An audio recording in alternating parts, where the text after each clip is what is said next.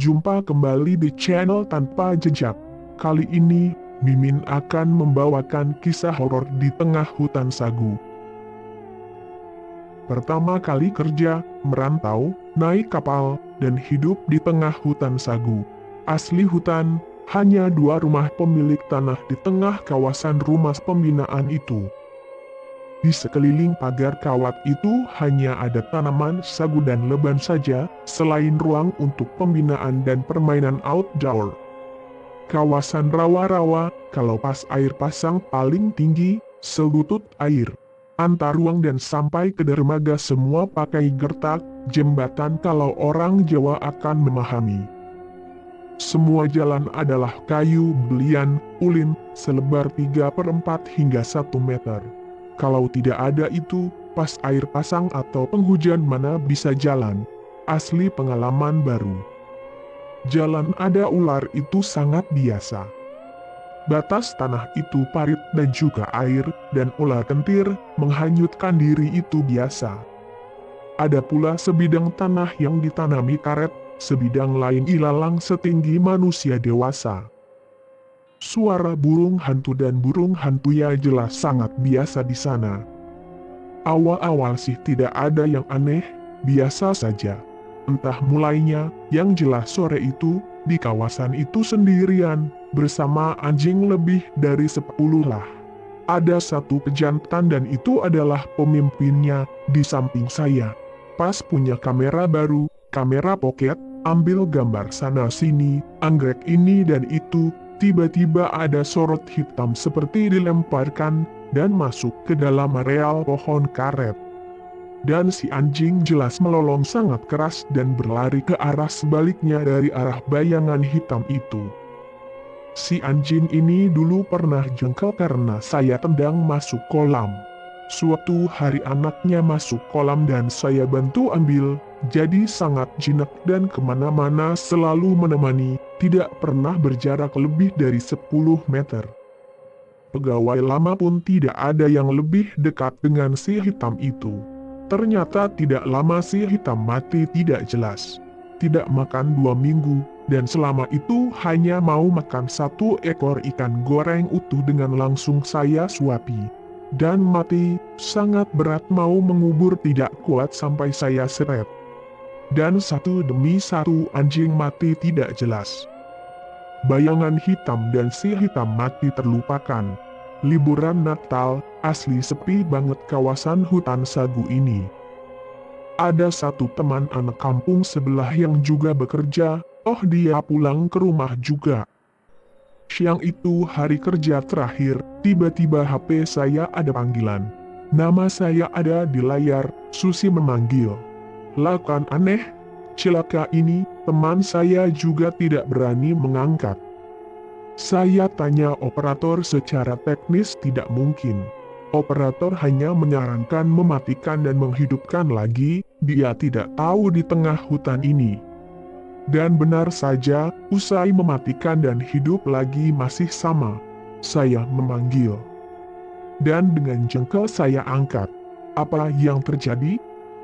Ada suara anak seperti dalam film horor Mandarin, ngamuk, katanya Wong hanya diajak kenalan saya sombong. Lah dalah. Dan sudah tidak saya tanggapi, biar saja. Suatu siang iseng-iseng saya lihat, ternyata 3 digit di tengah itu berbeda dengan nomor saya, tetapi selalu nama saya memanggil. Iseng-iseng saya SMS, dan dia jawab katanya dia anak ibu kota dan meledek saya apa tahu ibu kota. Dan saya tidak lanjutkan lagi. Terlupakan lagi. Tapi suatu hari ada keanehan. Entah begitu banyak hal yang aneh datang usai liburan itu. Kali ini libur Paskah, sendirian, untuk kesibukan membuat jaring untuk permainan TK, sambil dengar musik instrumen dari laptop, malah lagunya jadi lagu misa requiem, misa arwah dalam gereja Katolik. Haduh, pengharum ruangan saya selalu aroma melati, dan sejak itu tidak mau lagi menggunakannya. Ketika pindah ke Jawa dan Sumatera baru pakai lagi, ternyata tidak berhenti. Sepulang dari gereja dengan rekan pegawai lain, ngobrol, semalam dia ditakut-takuti rekan lain boneka bayi itu dikerek teman kena kepalanya. Padahal asli boneka permainan jurit malam, pada saat itu tidak ada yang jaga di pos itu.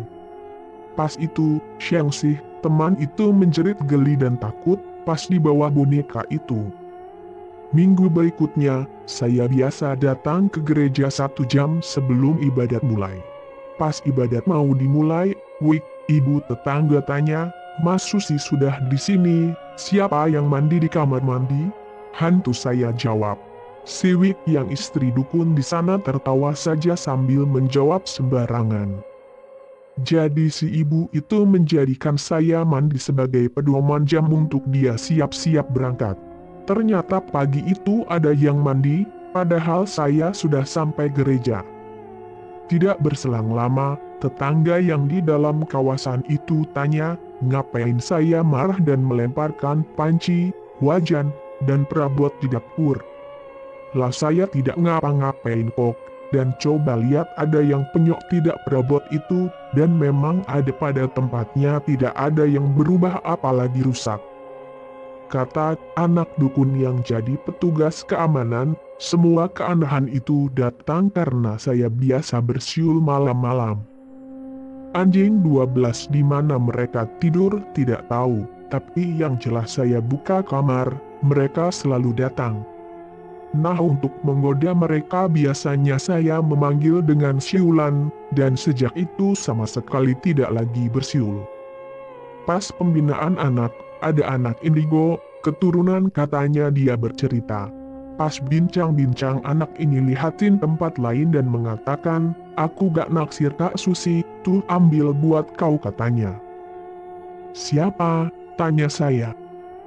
Penggemar kakak tuh, cantik Kak. Dia malah ngeledek.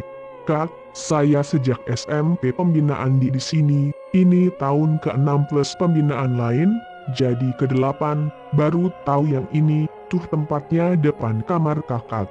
Lah pantes pernah lihat televisi tiba-tiba hilang gambarnya dan antena sudah muter 180 padahal tidak ada angin, memang hujan. Ternyata dipermainkan itu. Dia ikut kakak tuh dari Jogja. Murid itu menerangkan dengan sangat santai seperti berbicara soal temannya saja. Kisahnya ada di sini. Masih banyak lagi kisah-kisah begituan di tanah itu, tapi masih juga sama saya memang tidak mendapatkan karunia melihat hal demikian. Sekian cerita kali ini. Jangan lupa like, subscribe dan tinggalkan komentar.